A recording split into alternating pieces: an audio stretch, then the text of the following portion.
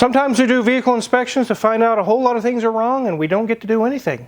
Let's find out what all we found on this little Mazda 3. Let's get started.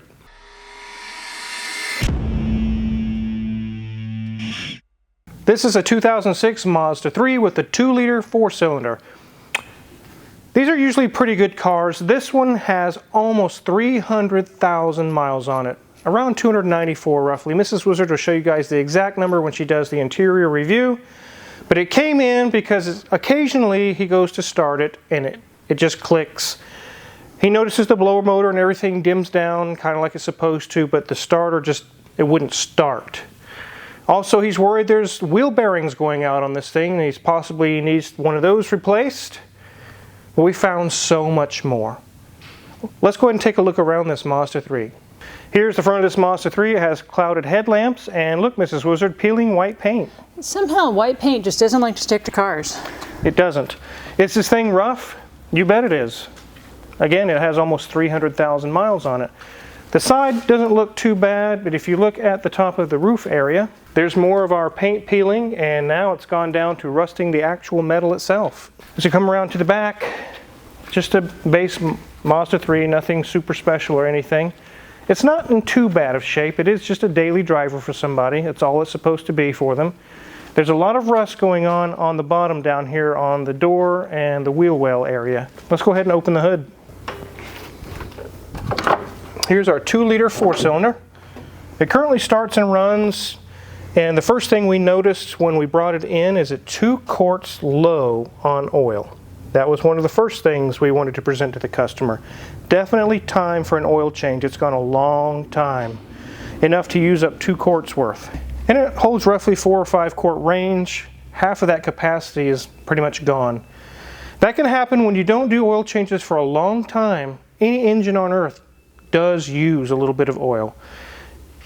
And if you go 6 months, 8 months without an oil change, it slowly starts to use up the oil to the point where the level starts dropping. This engine may be just using oil. I'm not sure what it is, but it's definitely time for an oil change. But again, it does start and run. It sounds kind of raucous and loud, but it's not out of order or anything. But with the issue with the starter, let's take a look at the starter. So you can see a corrugated cable there. It's kind of hard to see, but the starter resides in that area. As we would try to start it, most of the time it would start just fine, but occasionally it would just go click. I could hear the solenoid click, but the starter just wouldn't do anything. The solenoid is going out on it. The starter is failing. So that's what needs to be done to solve the occasional no start.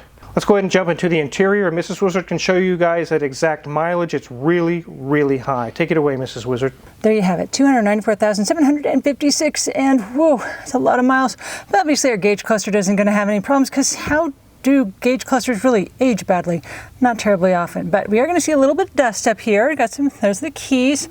We have a modded vent shield there, a little duct tape. You know, MacGyver would be happy with that solution. But I guess a driver does not like to have the wind blowing on them, so that's their way to divert it. Doesn't look like they have any way to actually turn it off like many cars do, so that's one solution.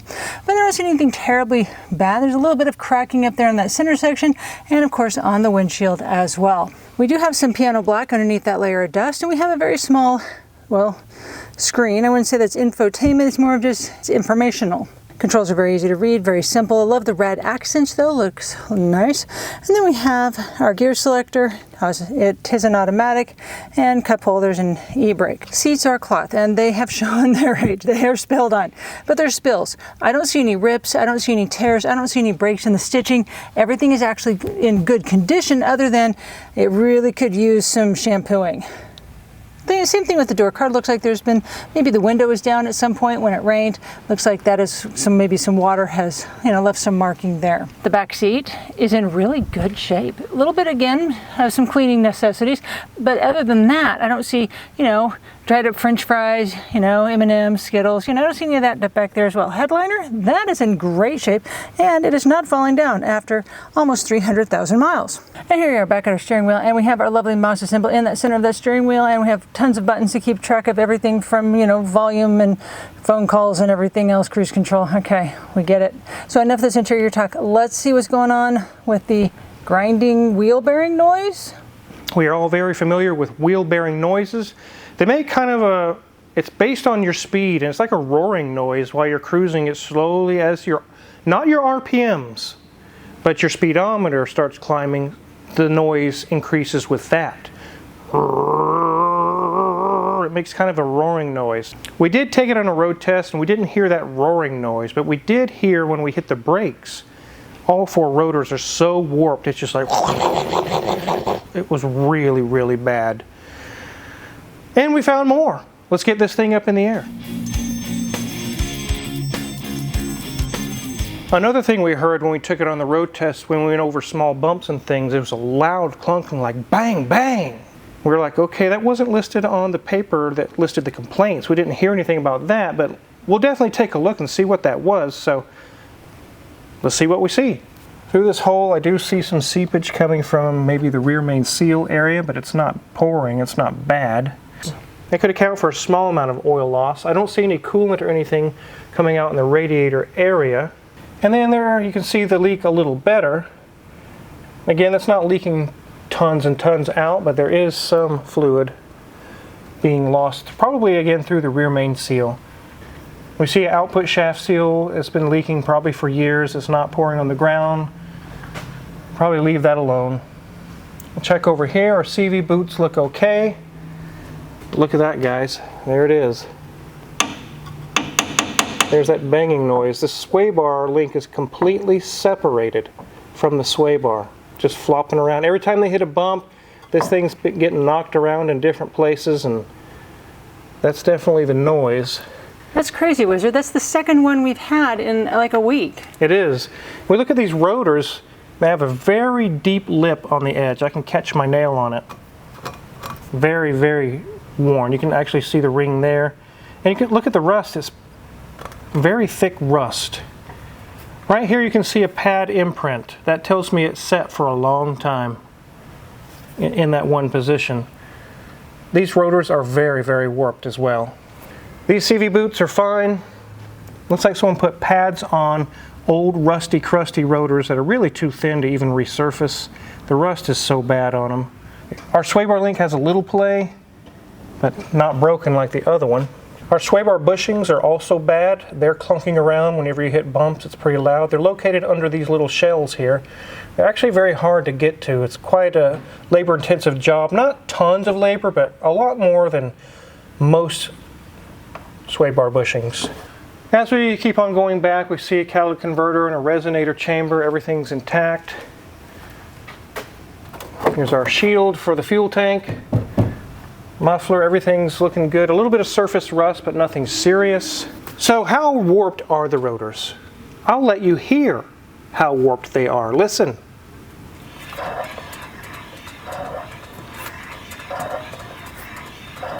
That's bad. That is not able to be resurfaced on a machine. That is so far out. That explains the strange vibration and the loud noise whenever you hit the brakes. The customer thought it was a wheel bearing going out, but that's a very, very bad brake rotor. Our shocks are not blown, luckily. And sway bar links here are good.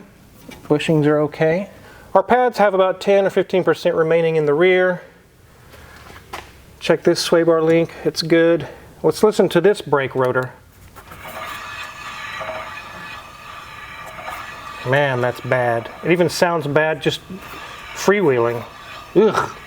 But that's not wheel bearings. The fix for all this crazy brake business going on is 4 rotors and all new pads. That will solve all of this weird noises and vibrations and shakes whenever you hit the brakes. Let's get this thing back on the ground.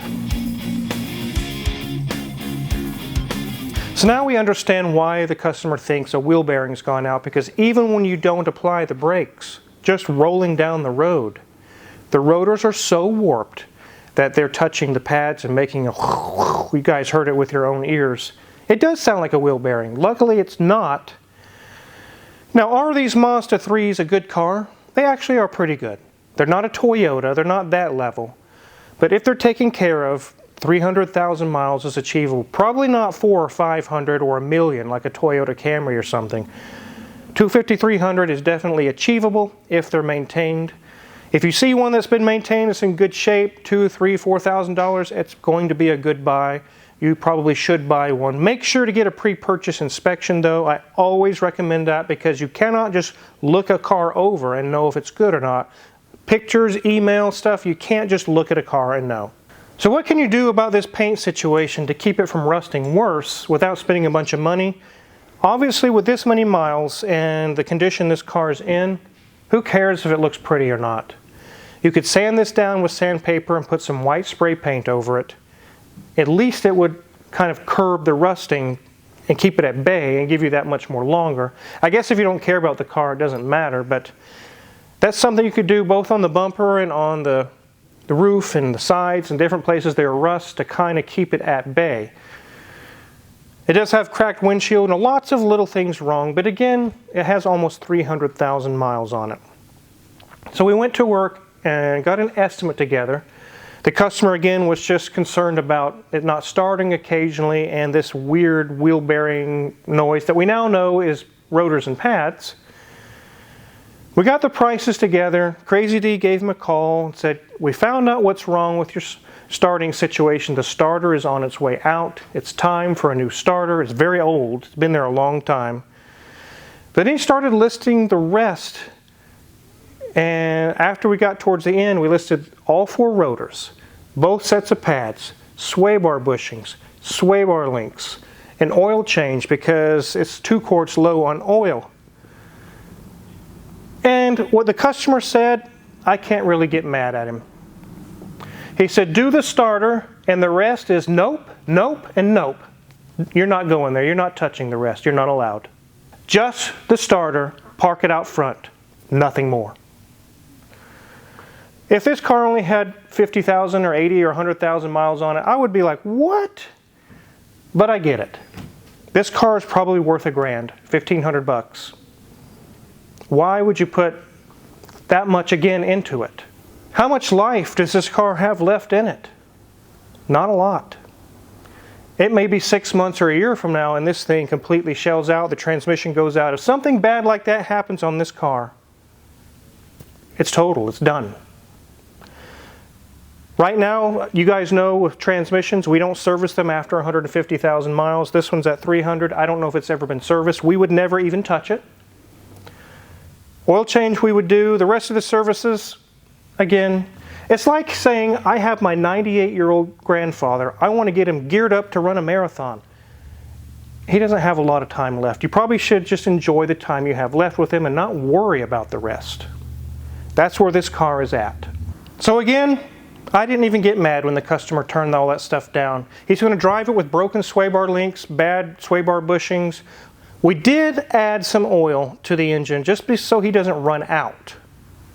We were nice to get some oil in there. He said that was fine. And also the brakes, they're shaking like a leaf on a tree there. I mean, they're bad. He's just going to drive it that way. So I will write up the ticket and let him know we did find these things. The customer did decline to fix them all. There could be kind of a safety concern there in an emergency stop maneuver that these brakes may not perform as well as they should. But again, just like I've mentioned so many times to you guys, you can only fix what the customer authorizes. I've had people comment in the past, just shut up and fix it. That's how you get sued, is when you just shut up and fix it. Because they didn't authorize it. You just went in and dived in and took stuff apart on their car. And they said, hey, don't do that. Also, they're not going to pay for it if they didn't authorize it. So what's the point?